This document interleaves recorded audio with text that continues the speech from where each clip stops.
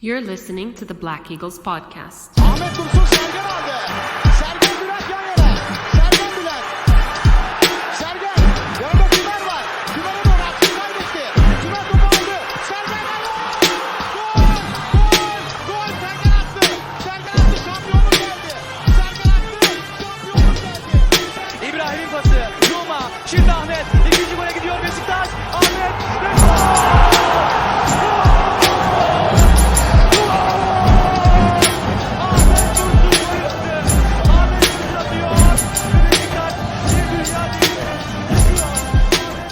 Hello, everyone, and welcome back to the Black Eagles podcast for episode 251. We really should have joined for episode 250, but it kind of went above our heads that it was 250 at the time, I guess. But Sinan Schwarting is joining me again. He who swore he would never return after the return of Shinal Gunesh, but he's back. Hey! Hello! Welcome back, Sinan. How is everyone? Yeah, and I was very on the fence about it, but you wrangled me back with you just kind words. Well, people were reaching out and they weren't happy about the podcast being gone for as long as it was, and let's get back in it. Yeah. What else can we do? Let's do that. And start with some big news straight away. And of course, everyone who hasn't been living under a rock will know this already. But Beşiktaş have lost their striker because our pride and joy from the World Cup alongside Romain Saïs, Wout Weghorst, has had a very attractive offer from one of Europe's biggest clubs, Manchester United, coming after him, and he just couldn't refuse. I guess they made him an offer he couldn't refuse, and Manchester United came ringing, and there had to be some stuff done in order for Weghorst to be able to move on. And initially, Beşiktaş weren't going to let him go until they had brought in the replacement. But Weghorst has been gone for a few days now, Sinan, and we still, we're kind of used to that kind of stuff, I think.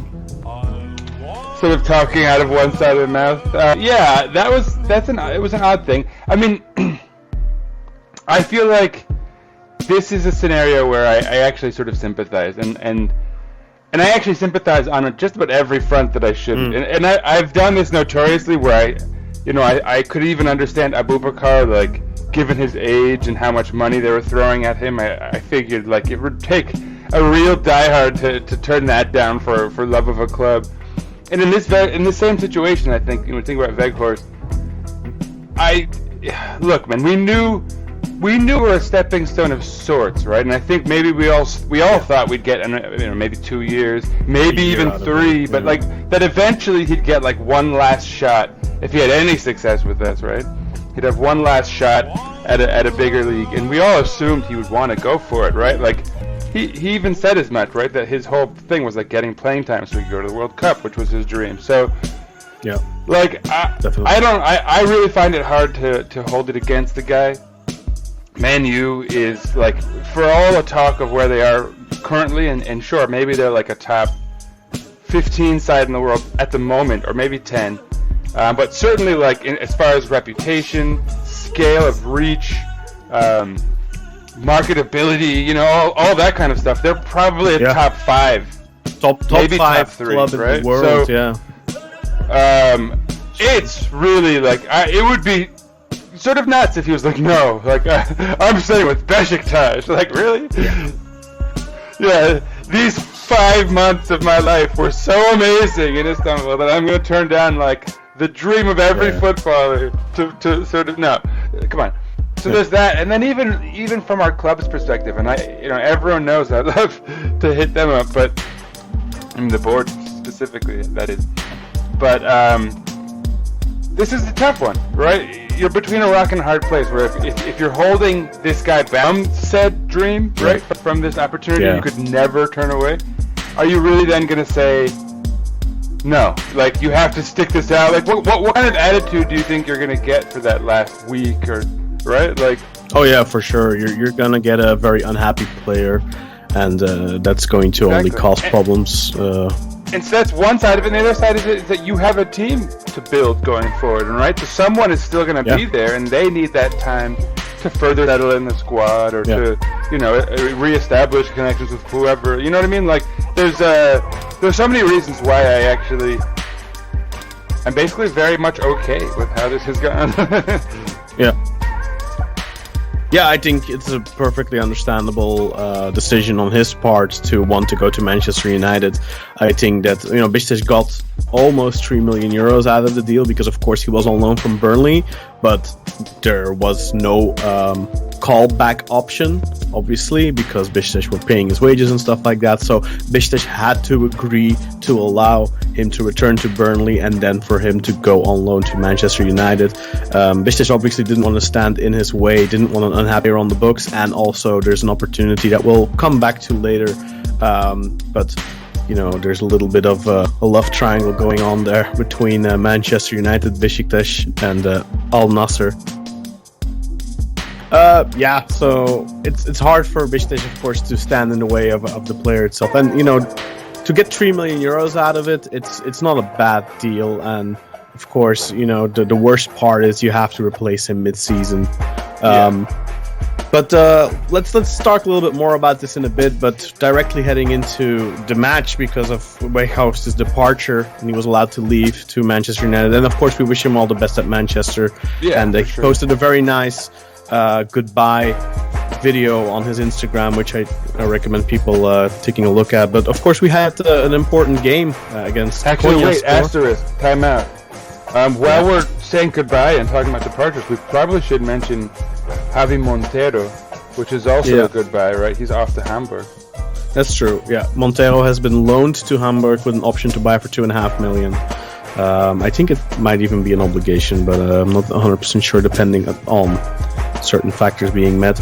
But of course, we will have to gift 50% of that to Atletico Madrid. So if he stays there permanently, Beşiktaş will receive 1.25 million out of it.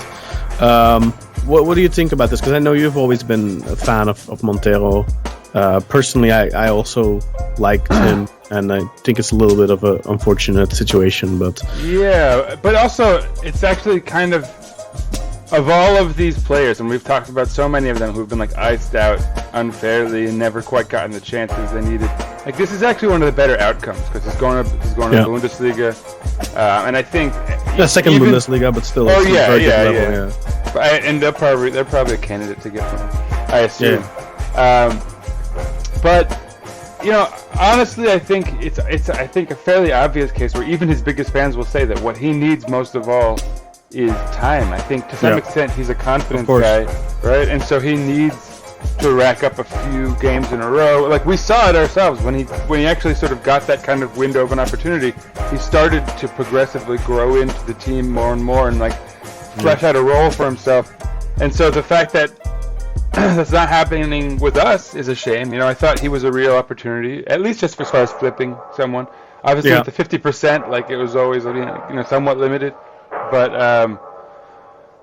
it is what it is. Limited minutes at Beşiktaş, and still, the option to buy is 2.5 million. So you have to imagine if you've gotten a little bit more mileage out of him and put him a little bit more on a platform and showcased him a little bit better, that you would have been able to get maybe double that. Maybe 6. Exactly. Yeah, maybe 5, 6, or something like that. But I think definitely some mismanagement for sure.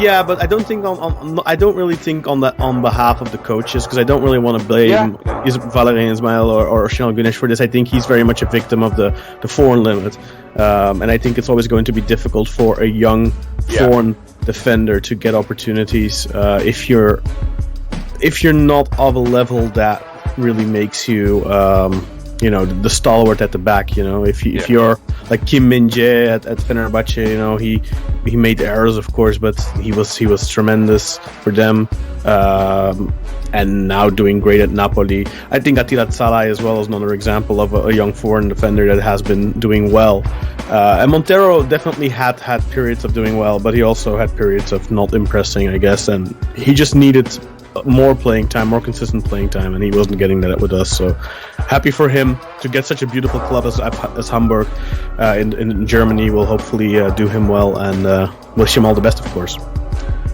Yeah, I agree with all that, and I think even more so. Sorry, no worries.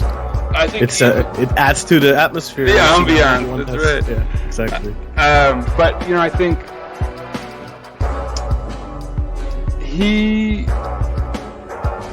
should have played, right? But I mean, you mentioned the foreign thing, and I think the biggest problem with foreigners too is that they're going to struggle as depth, right? For the foreigner limit that you're talking about, but also just given the nature of Turkish football and like the way that, especially like Turkish coaches typically tend to not have a very long leash for new faces, right? So you kind of expected it, and I think in a way it's good for us to let him go because given that he takes up a foreign spot, and like I don't, we're not in a position to really like, bring up a young player like that and like cultivate him, obviously, right? So. It's for the best. And he's not even that young anymore. I meant from when he arrived. 23, right? Yeah. I mean, 24, relatively. Yeah, that's true. He's still young enough. Definitely. But let's dig into the game then on the weekend because we played against Konyaspor, which is and the way, of course, which is always a difficult match for us. In the last 9 years, we only managed to win there once, which was oddly enough under Abdullah Afci. Surprisingly enough. And now, we were of course in for a difficult game. I believe this was match number 6 under Şenol Güneş, prior to which we had lost once, drawn once, and won 3 games, if I'm not mistaken. Mm-hmm. So this was match number 6, and it couldn't have started in a worse way with an absolute free goal. It really reminded me of. I don't know if you'll remember that goal that we conceded against Galatasaray years and 23 years ago, I think. Fevzi kicking over the ball, basically. Yeah. That was maybe even more painful. But and then there's like 10 years ago there was a goal when Egemen was playing for us. He played the ball back to Cenk, and Cenk was like a little bit out of position and then it rolled in very painfully as well. But I saw they gave this goal as an own goal to Mert Günok, technically I think it should probably be Rozier's own goal, but I think that would have been harsher. Oh yeah, that's true. Because it was a back pass, perfectly and it was slow. It was pass. Yeah. There was nothing. It wasn't a difficult pass at all. Mert just wanted to control it, and he let it roll under his foot, and very painfully it rolls in the back of the net after I think it wasn't even a full minute. It was like 50 or so seconds.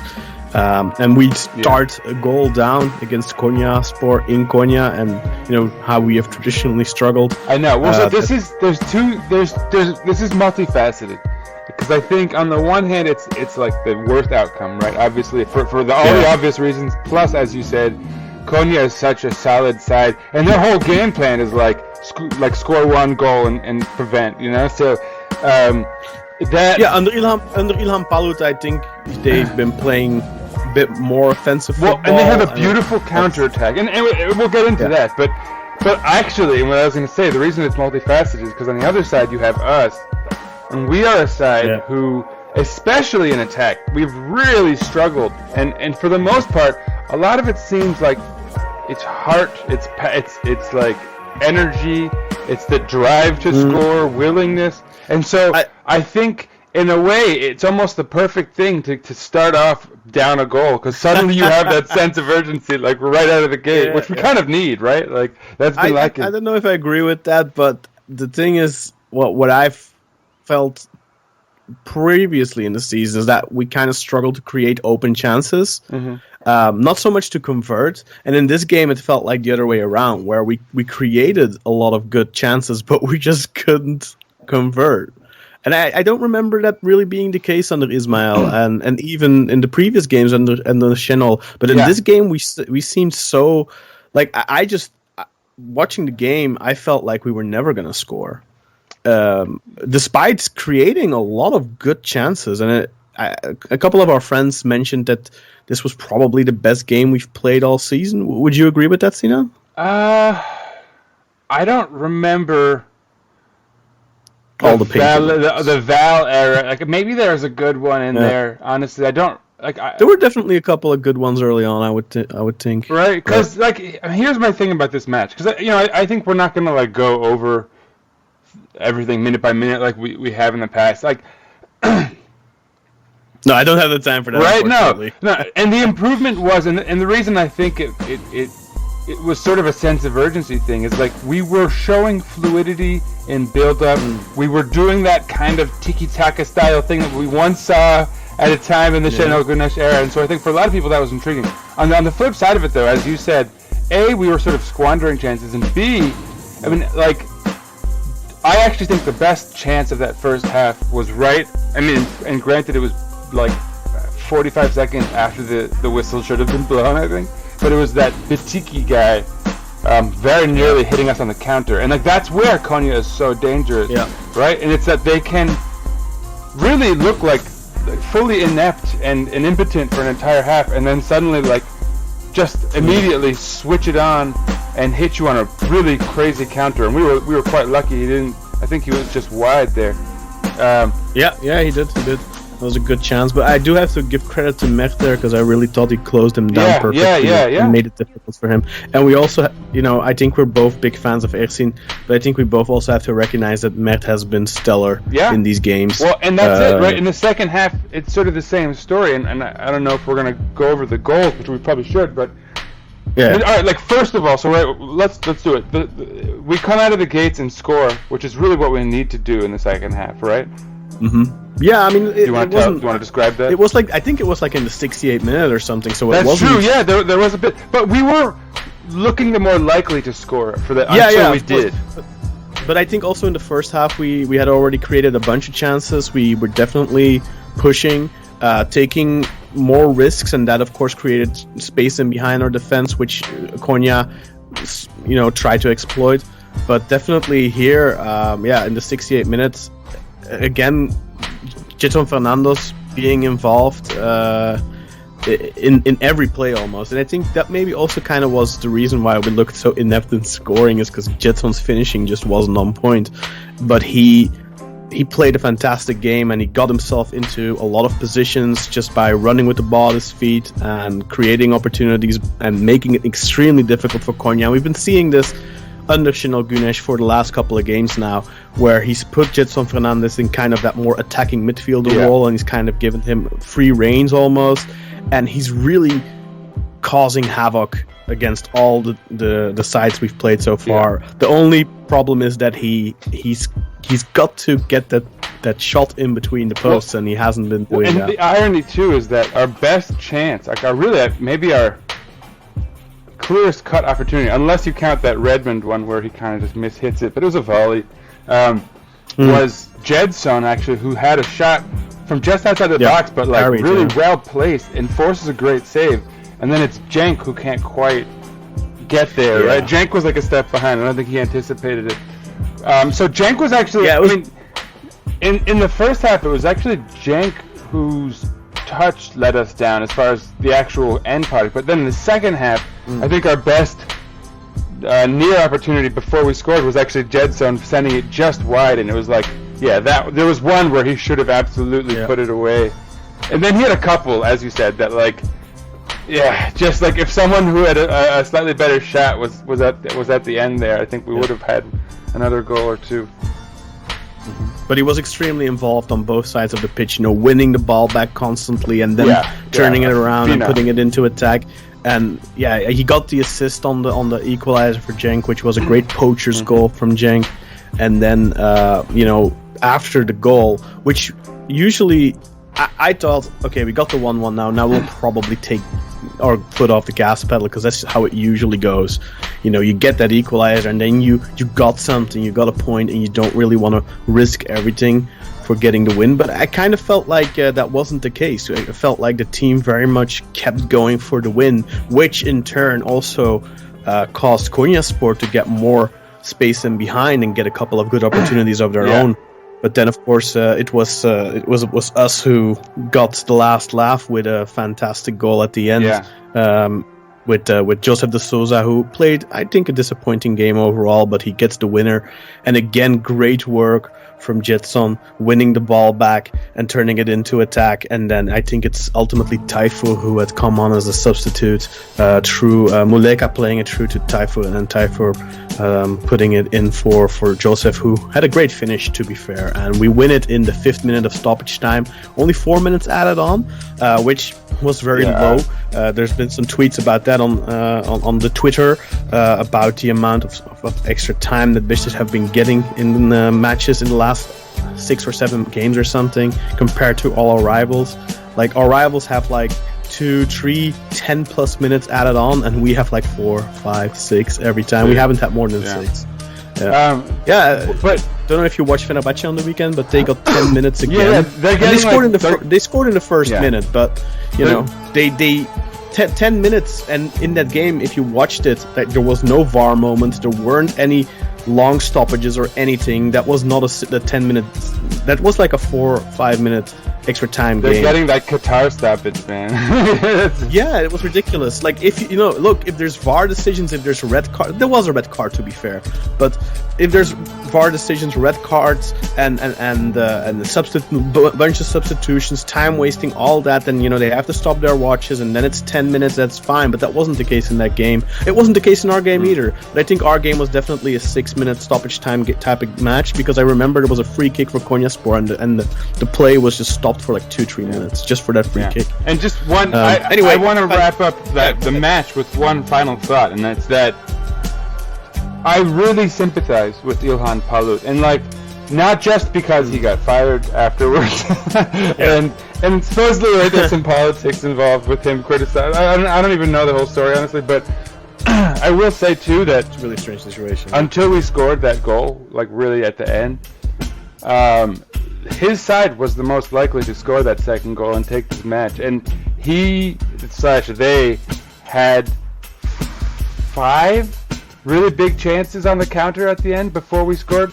2, Tayfur Bingöl and Romain Saiz had big stops, like easily maybe would have been goals. And then Mert actually had 2 really solid saves. One diving save. I mean, he might have embellished it a little, but 2 big saves from him. And then Mehmet Tiam just like hit the snooze button. Or Mehmet Diop. Is that right? Maybe so. Yeah, Diop. But I guess Mehmet Tiam is different. He's been around the block. Different guy. But you know, he hit like the snooze button. I don't know if you remember that, and hit the side netting on like But so they really were pressing. In a lot of ways, they would have felt hard done by. I think that's their game plan, right? Is to hit you on the counter like that. I mean, you know, they had a bonus for 68 minutes where they got a free goal. Let's be honest. They got that was 100. That was like not under pressure.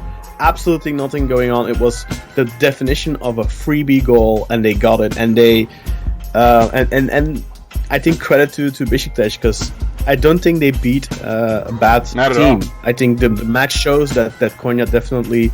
I mean, of course, you know, they start their match off in the driving seat, and they can sit back and play their game, but that's ideal for them, right? Like you just said yourself. No, they affected their game plan to perfection, and they had a bit of bad luck, perhaps. But I think for İlhan Palut, I mean, if you get that goal, can you really say you had bad luck? No, yeah, right. Well, and that's kind of what I mean, though. Is I think in a way, that's the only sort of hitch in the game plan for İlhan Palut is like the way we've lost is they lull you to sleep to some extent, right? And you're like, oh, we should have scored this, we should have scored that, but like, oh, whatever, we'll do it. Like, you know, on the next one, you kind of you assume you're gonna get that one goal, and then on the contrary, at the end, they sort of flip it, and then they have like 4 or 5, and then that sort of onrush, they'll score that one, and then you know you're running out of time, or you're sort of flustered, and then you can't put together that final attack you need. So in a way, it was I think just like too much. You know what I mean? Like they had too much time to have to hold the 1 goal lead, you know. And we kind of figured it out. We unlocked it in the end. Yeah, if you don't score, you're gonna get the goal against, right? But I don't want to paint a picture of that it was all Konyaspor, because it definitely wasn't. We had our own fair share of chances, you know, with Muleka, who had a really good chance blocked, and just we kept on attacking, we kept pushing for the goal. Don't forget, they also had the free kick that hit the post. From no, definitely they had their opportunities for sure, but I definitely think if you looked at the game that we were the better team, playing the better football, taking more. They were still, you know, at 1-1 we were pushing and they were countering, they were the reactionary team. They weren't able to, when we scored, to take the match by the scruff of its neck and start dominating us. And I think that does speak to our performance, that the team really wanted to win and kept pushing until the final whistle and ultimately got the win, which is very reminiscent of Ozhan's goal in Bursa, or the goal itself kind of reminded me a little bit of our goal against Galatasaray, where Joseph scored as well. But the reaction of the team afterwards was ecstatic, of course, and the fans, of course. A lot of the fans, some of our friends are saying like this might be the turning point of our season. That's the hope, for sure. That's definitely the hope, but I also kind of feel like this is the type of game we would have when things aren't going our way. You know, Murphy's Law, which we've cited many times over the years in the podcast. You kind of feel like these are the types of games you always lose when things are not going. Yeah, anywhere, and I right? wanted to say too that, like, for all of the, like, you know, pointing out of all the Konyaspor chances and all that, I think it's important to note that not only did we win, and I think start playing some of the attacking football we hope to, at least in the build-up. Again, right, the finish, that's another thing, but we'll get there. You know, it's ironic, but I think you'd also agree that, like, in a lot of ways, I think Cenk, you know, for all the praise he's gotten, like, he could, like, if he'd put away a few of these chances he's had, we'd be singing a very different tune about things in general. But regardless of all of that, one has to say that beating Konyaspor in Konya, no matter, like, everything else, like, that is a feat unto itself. Yeah, even in a championship season, that's a big win, right? No, it is. And definitely the biggest win of our season so far. Credit to Konyaspor for building up that strong home reputation as well over the years. Yeah, and also screw Konya for firing the dude who built that, honestly. Like, I don't get that at all. Yeah, it's hard to understand, because if you look at Ilhan Palut's point average, finished third with them last season. Now he's in seventh position, and you do have to say, look, if Galatasaray, Fenerbahce, Trabzonspor, Başakşehir, and of course Beşiktaş are all vying for top 5, and then you have Adanaspor in the mix as well, then I think seventh is probably the best you'll do as Konyaspor. I think it's a very good position for them, and they've had a good season so far. They've also, you know, they didn't do great in Europe, of course, going out. That was very unfortunate and a little bit of a scandal, really, going out against, was it Vardar? Yeah, I think. No, wasn't it? Or did they beat Vardar? Whatever it was. It was not so impressive. Yeah, something like that. Anyway, they went out against the Swiss second division team, basically. Yeah, it was Vardar. Yeah, the Liechtensteins. The Liechtenstein side. I didn't remember exactly if it was Vardar or if it was a different club. I think it was Vardar. kind of gives me like Albanian vibe. I don't know. Anyway, that wasn't good for them, of course, but they did do great in the league so far, I think. But yeah, a big win for us. Now we have Ankaragücü tomorrow, or maybe by the time you're listening to this today, in the cup. And then we have Kayserispor in the league, if I'm not mistaken, which is also a testy game. And, well, we don't have that much time left, so I don't want to spend too much time anymore on the game. So let's head into those next games. Of course, tomorrow there's Ankaragücü, which is an important game for us for the cup. But then in the league, we have another important game against Kayserispor. Every game is important right now. And the big question is, who's going to be our strikers, right? We have Cenk Tosun, we have Jackson Muleka. But are we going to have a new striker to replace Wout Weghorst by that time? And Sinan, maybe you want to shine a light a little bit. And of course, you know, people who are listening to this podcast probably know already. But who's the number one candidate? So the triangle of love, which sent Ronaldo from Manchester United to Al Nassr, right? And we've sent Wout Weghorst to Manchester United as replacement. So naturally, the last piece of that little love triangle is Al Nassr sending Aboubakar back to us. Which, I mean, you know, that's the big rumor. Supposedly, it's just like a matter of waiting. It's a matter of minutes, hours, days. It's a matter of the Al Nassr coughing up the fuck off fee for Aboubakar, right. Basically, that's for terminating his contract, which was reported in Saudi already, like on the 7th of January, that his contract had been terminated and stuff like that. But that's obviously not true. His contract, his license was taken away, so to speak, so they could register Ronaldo, but then they had a player get injured, so they registered Aboubakar again, and he was on the bench this weekend against Al-Shabaab, didn't play a single minute, and he's not included in the squad for Al Nassr's game against Paris Saint-Germain, a friendly match this Thursday, I think. So he's not going to be in that squad, and it's the expectation has been for days now that Aboubakar will terminate his deal today. Oh, he'll terminate tomorrow. Oh, it's tomorrow again, and every day, the big man himself, Serjan Dikmeister, he said, by the latest Monday. Well, it's Tuesday now, and we still don't have any news. And it's typical Beşiktaş, really, where tomorrow, or like Fikret Orman used to say, it will come true. We'll see next week, it'll come to fruition next week. But we've been waiting. Dick Baum was like, it could be a day, it could be even sooner, right? And it's been like more than a day. That's what he said yesterday. But let's assume the best. Let's assume the best, and that we finalize it, and that he's on the bench against Kaiser on the weekend.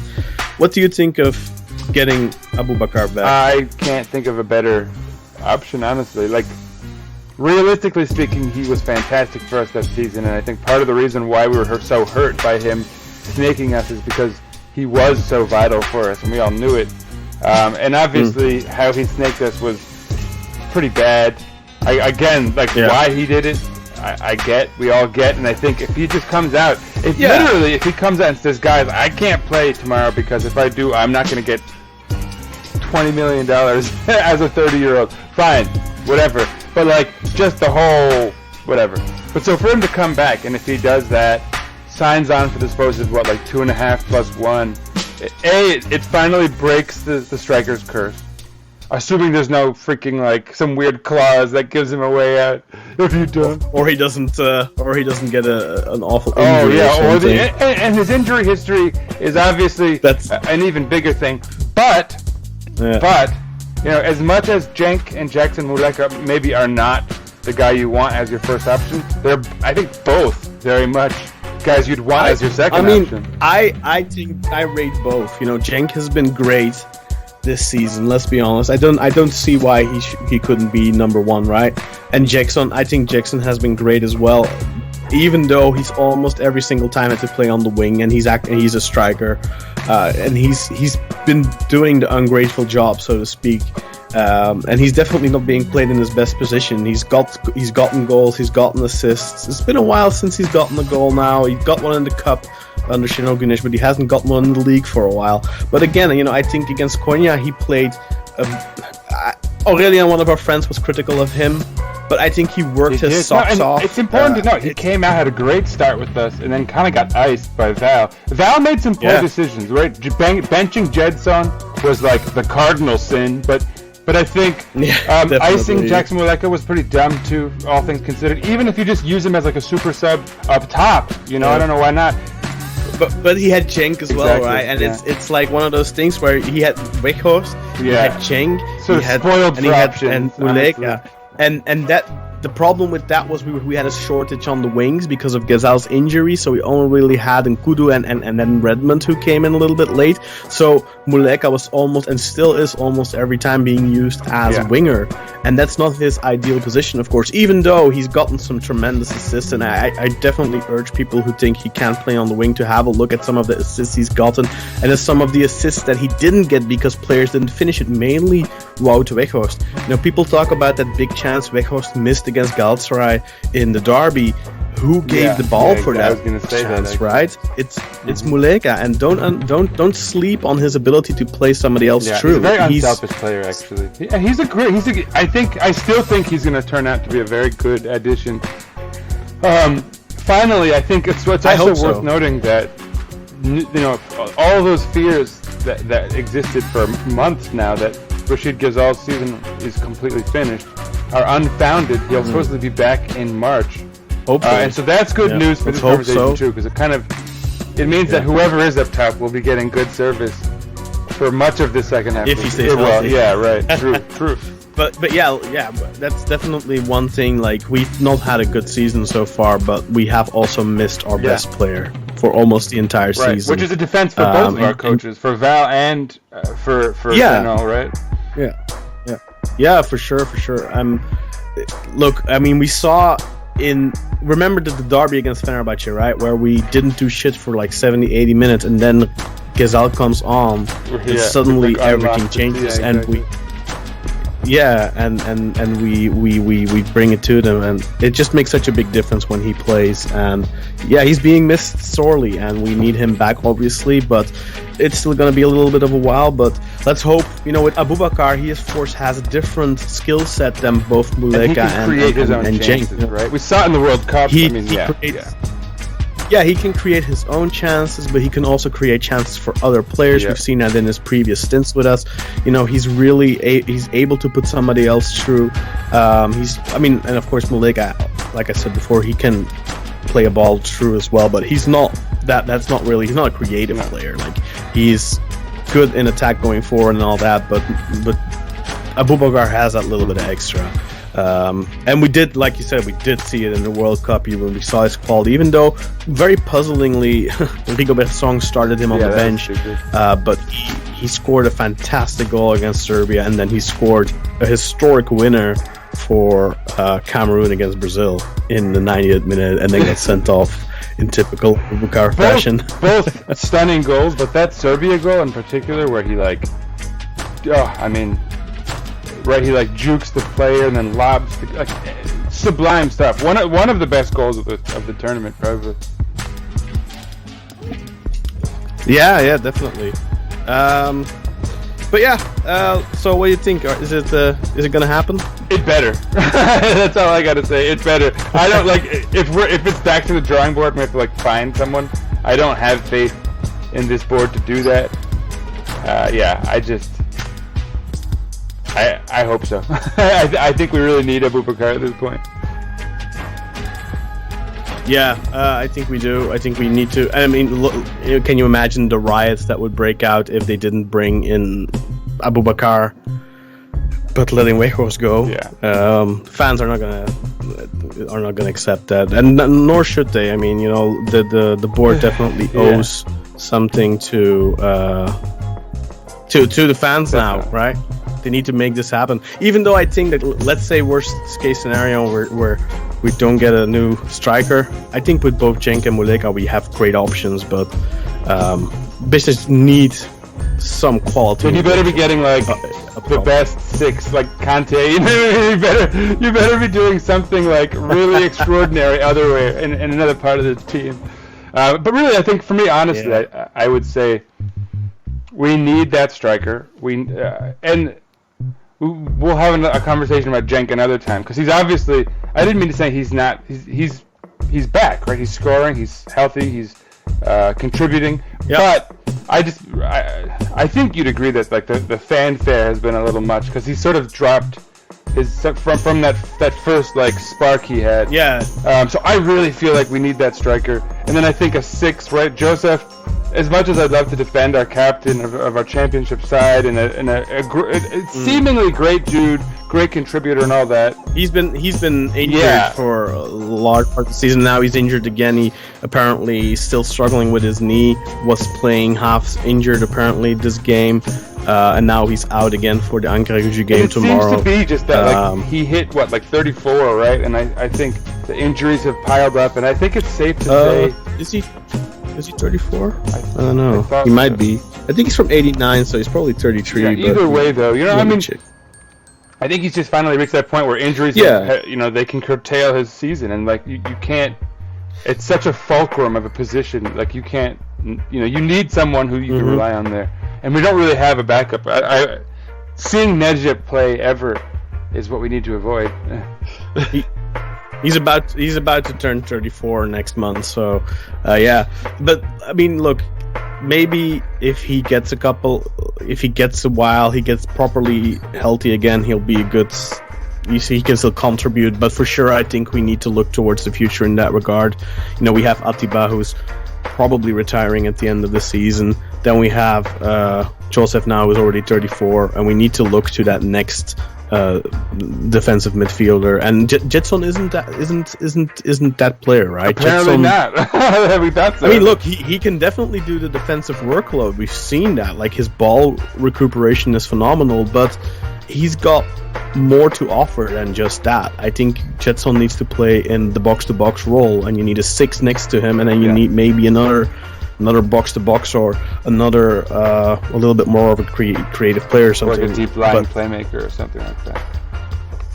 I mean, I think in modern football, your playmaker is probably going to operate more from the wing than from the center midfield. But yeah, maybe we'll see. That's why Ozan he faded out. Huh? I think that has other reasons. Yeah, not to mention his shit attitude, but whatever. I mean, I wouldn't say shit attitude, but I just think that Ozan the consistency just wasn't there anymore. I don't know what the reason was for it. I think we all love Ozan, and he's doing okay now in Holland for Fortuna Sittard, so wish him all the best, of course. But we definitely could have used a good Ozan this season, or last season, or this season before. For the last 5 years, 6 years. You can never say no against a good Ozan, but unfortunately for the last 3-4 years of his career, we were never really getting that consistently. Yeah. There was always like a moment that we got for a brief while, but that was it. Anyway, Sinan, thank you for joining me for episode 251. Yeah. I think we've covered most of it. We haven't been able to cover everything, but we do have the bulk of it. Yeah, exactly, we do. So hopefully by the next time we record, we will be able to tell you a little bit more about our new striker. Yeah. And, we waited. By the way, we should just make a note that we delayed doing this because we thought we'd have news by now. Yeah. Come on, man. Exactly. Come on, board. Get it together. Serjan Dikme said Monday, but it's Tuesday already, Serjan. What's happening, man? What's happening? No, I mean, I didn't expect. I have to be honest. I've been following the club long enough to know that shit doesn't just get. It doesn't happen the way it's supposed finalized to. Like that. It never works out like that. And probably, if I can't imagine Al Nassr being, there's somebody really eager to sign him, and we can maybe snake him for a little bit of money.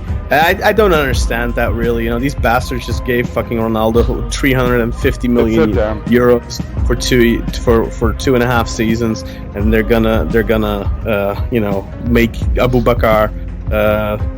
I mean, just give him his fucking money, man. Like, it just speaks to poor business practices, right? It's like, since you're in the back window, you're no longer a priority. It just goes to show you that, like, Arabs and Turks maybe aren't too different. Fucking bastards. The difference is that Turks spend money they don't have, and Arabs have these. I mean, the Saudis, they have all this money, and they still don't like to part with it. They have billions and billions. They don't even know how rich they are because it's all privately owned money. But terrible business partners between them. One side hiding what they can do, and then the other side like being shady about the back end of everything. Yeah.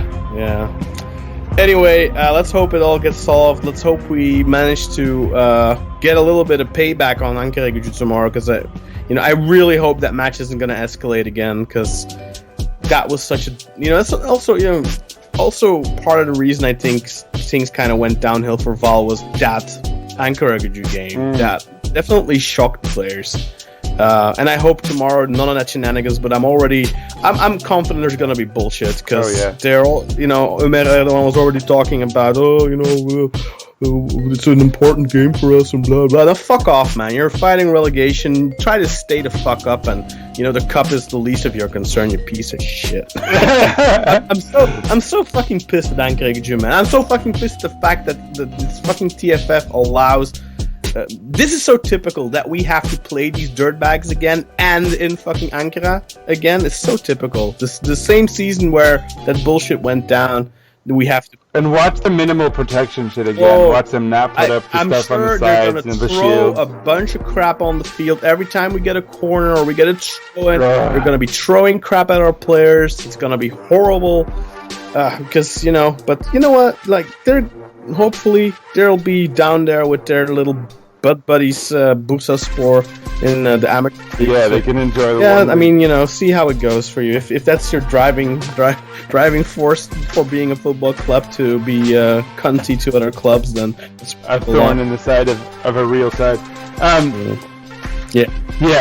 but it's worth noting that for us the cup is super important. Oh, for sure. And it's going to be on, what is that? Is it TRT1? I think they're on the ASPOR or ATV channels usually, aren't they? Oh, good. Those are free here.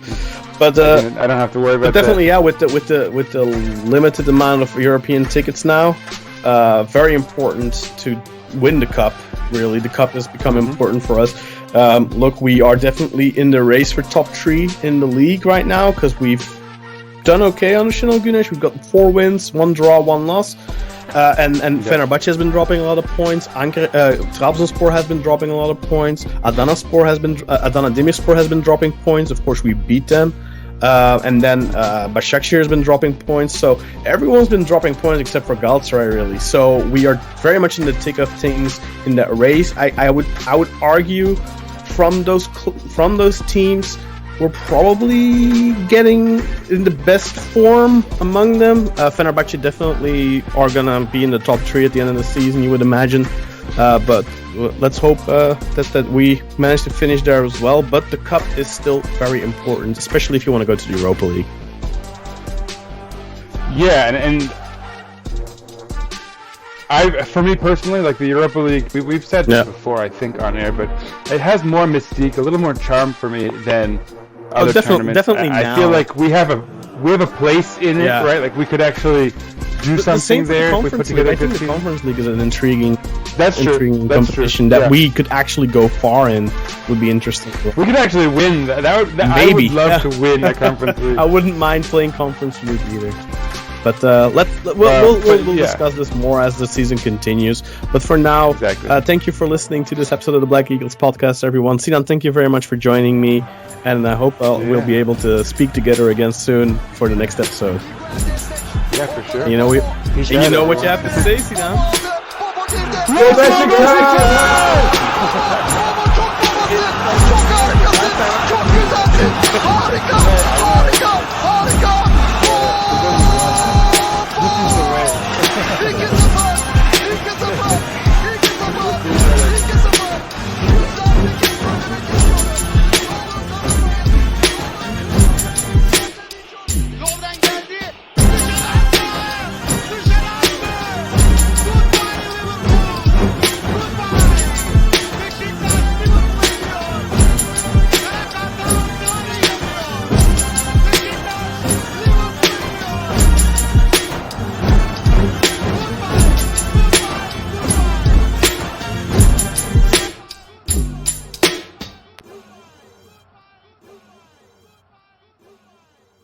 Beşiktaş! Beşiktaş International hopes you enjoyed this program.